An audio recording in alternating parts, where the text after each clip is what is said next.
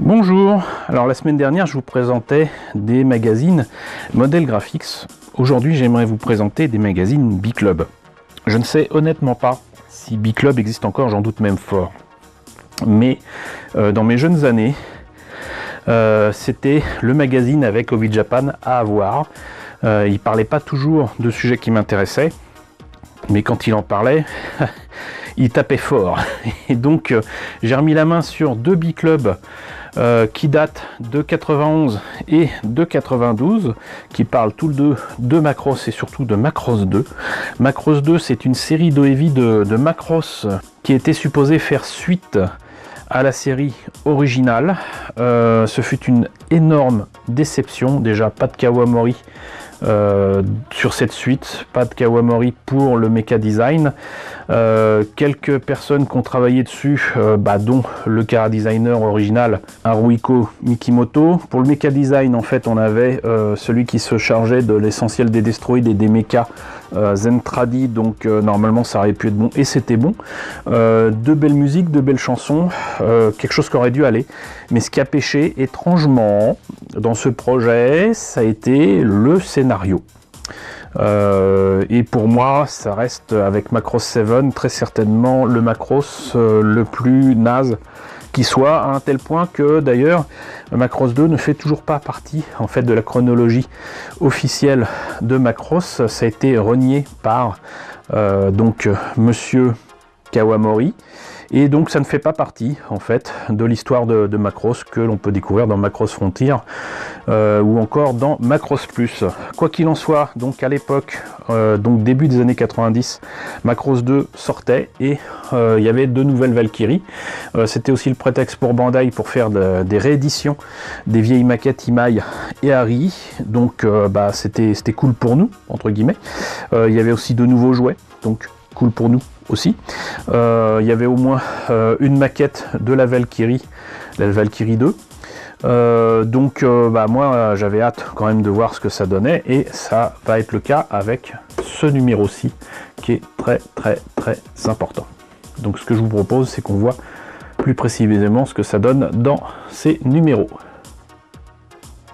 Donc ce numéro 73 de B-Club qui date de décembre 91, avec une superbe, vraiment superbe illustration de cette Valkyrie, avec un autre profil de la Valkyrie. Moi je la trouve vraiment superbe. Autant j'aime pas les OEV, autant le design des mechas qu'il y a dedans, juste impeccable. Donc voilà, ils appelaient ça le VFX S Valkyrie 2. Illustration de Mamoru Yoshida. C'est juste superbe. Et du coup, présentation là d'un VF1S en Strike Valkyrie. Quelle échelle, c'est pas précisé. Et je crains que ce soit du 1,48 en résine. Hein. Mais je vois rien d'indiqué pour l'échelle exacte. Mais c'est un gros morceau. Là, ça compare avec différents engins volants, peut-être de Gundam, je ne sais pas. Le Core Fighter, Sever Kid, ça c'est une autre série quand même. Carrier Sever, je vois pas d'où ça sort. ITC Ultra, ça c'est dans Ultraman. Il y a même carrément du Sentinelle de l'air. Aircraft Show, Aircraft Now. Donc ça c'était à l'époque, hein. Donc je rappelle que c'est de 91, donc ça a presque 30 ans. Donc F14, F16, Super Hornet là, avec le FA18, F15. Présente carrément des films, des romans, et enfin voilà. Ce qui m'intéressait avec B-Club, c'est que c'était pratiquement un artbook. Donc les dessins de monsieur Kawamori sur les Valkyries de la série classique et du film classique, tout était là, impeccable. Ça me changeait des tout petits bouquins que j'avais à l'époque, en tout cas. Là c'était en grand, donc je ne pouvais être qu'heureux. Présentation aussi des jouets de l'époque avec des Valkyries qui étaient au 1,55. On en a eu quelques-uns en France, essentiellement le VF1S, des jouets de Takatoku et même celui de Bandai qu'on a eu officiellement. Sortie de Rujin Z, Godzilla versus King Ghidorah. Ça c'est pas du tout des sujets qui m'intéressent. Hop.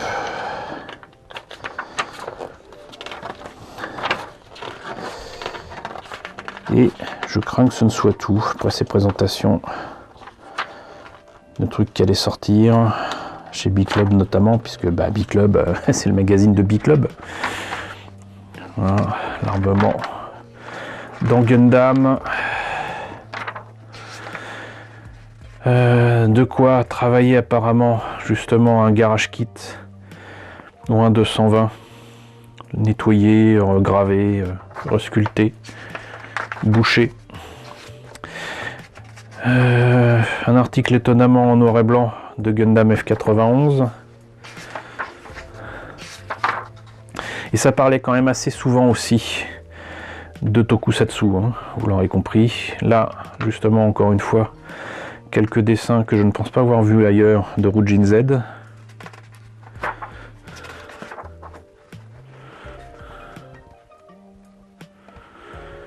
Et voilà pour ce numéro.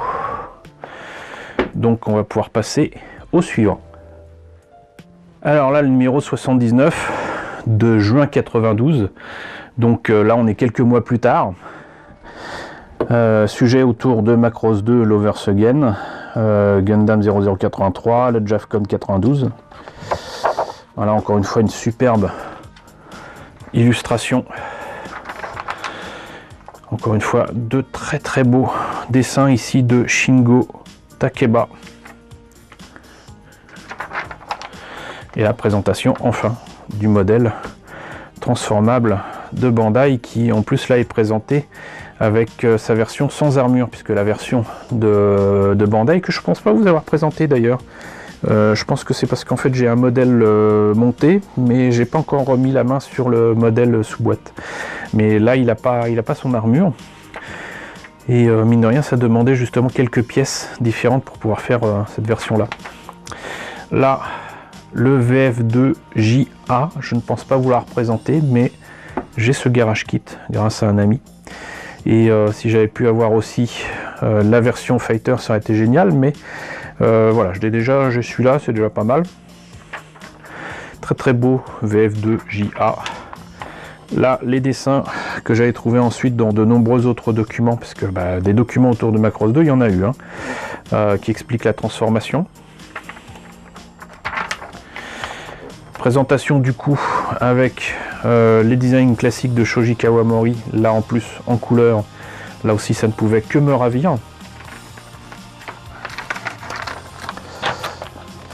Hop, Armored Valkyrie, Strike Valkyrie, Super Valkyrie, VX64, VF4, VF1SR, que je n'avais vu que dans un Entertainment Bible. Donc ça c'était l'évolution logique de la Valkyrie, mais on ne verra ce projet nulle part. Là donc Macross 2 avec là pareil, ce truc là je pense pas qu'on l'ait vu du tout. Ça fait d'ailleurs très entradien comme profil. VF2SS, donc VF2JA, toujours aussi beau. Et là, une des Valkyries de la SNN que l'on voit au début de l'OEV et qui finit mal, ainsi que son pilote. Du moins un des gars qui est dedans. Et bon, bref, Macross 2 quoi. Là, je sais pas pourquoi on passe à un article avec les transformations ici dans Battler Dunbine et dans Orgus. Pareil. Là pour d'autres séries, que ce soit du Dorvac, Mospida, Galvion, il y a même du Southern Cross, Heavy Metal Hellgame, Gundam, Dan Cougar, Megazone 23, faudra que je me décide à vous présenter ça, un de ces quatre. Bubblegum Crisis et d'autres choses. Apparemment c'est un sujet général sur la transformation, les différentes possibilités à partir de formes simples. Ça a l'air intéressant quand même. Donc article et interview de Shoji Kawamori qui devait être ravi de pouvoir parler de Macross alors que Macross 2 sortait sans lui. J'ose pas imaginer l'état dans lequel il faisait ça. Là encore d'autres projets de Valkyrie qui n'ont vu le jour d'ailleurs, je crois, pour celui-ci quand Garage Kit, celui-là je crois pas qu'il ait jamais existé. Et donc voilà, avec des illustrations pareilles, on pouvait se dire que Macross 2 c'était bien, bah en fait non. Du tout. Donc il parlait donc là de Gundam avec silhouette Formula 91. Alors là je redécouvre des dessins en rapport avec j'allais dire ce spin-off de Gundam F91. Il faudra que je me décide à présenter d'ailleurs les maquettes en question parce que il y avait des principes assez intéressants développés autour de Gundam F91. Ils avaient sorti énormément de maquettes. Donc le GP03S, j'imagine qu'à l'époque c'était donc quasi la fin de Gundam 0083.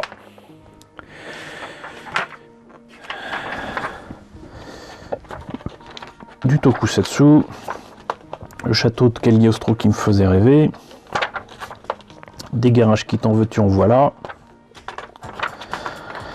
les jouets qui sortaient à l'époque autour de Dragon Ball Z, et c'est tout ce qu'il y avait pour l'instant. Enfin, et en plus en couleur, la présentation des personnages de Macross 2 Lovers Again, les Valkyries. Hop. J'aime vraiment beaucoup ce design là. Vraiment. Et les engins utilisés par les Marduk.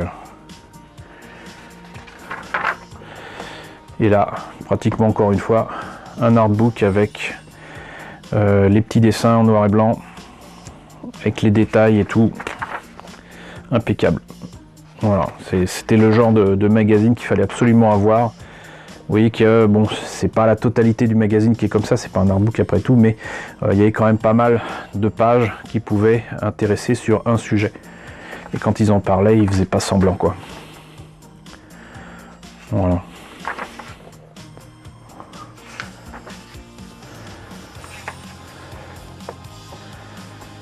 Et là, je pense que c'est la maquette de Bandai. Ici, ça doit être un Garage Kit ou les pièces qui permettent de modifier cette maquette là. Là, par contre, ils disent que c'est du full scratch pour le VF du JA. Mais moi, j'ai très clairement le Garage Kit de cette version.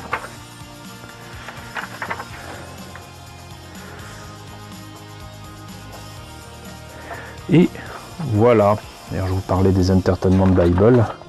Même si là il y a du Zeiram, je crois avoir aperçu quelque chose. Voilà, c'est ces magazines là, enfin magazines pardon, ce sont ces livres, c'est des petits bouquins, c'est vraiment des petites bibles sur absolument tous les sujets. Et tout ne m'intéressait pas, mais j'en ai la majorité. C'était vraiment le truc à avoir absolument à l'époque, il y a presque 30 ans. Donc voilà, écoutez, moi je suis ravi d'avoir trouvé cette occasion de vous présenter ces magazines de B-Club. J'espère que ça vous a intéressé. N'hésitez pas à me dire ce qu'il en est dans la section commentaires. N'hésitez pas à liker, n'hésitez pas à partager, n'hésitez pas à vous abonner si ce n'est pas déjà le cas. Coucou aux nombreux abonnés qui nous ont rejoints ces derniers temps, bienvenue ici. Coucou aux grands anciens qui me suivent depuis plus de 4 ans. Merci à tous de votre fidélité, merci à tous de votre soutien sur Tipeee et sur Paypal. Surtout prenez soin de vous. Je vous laisse avec la liste des contributeurs de la chaîne. Je vous dis donc à très bientôt pour la présentation de nouveaux bouquins.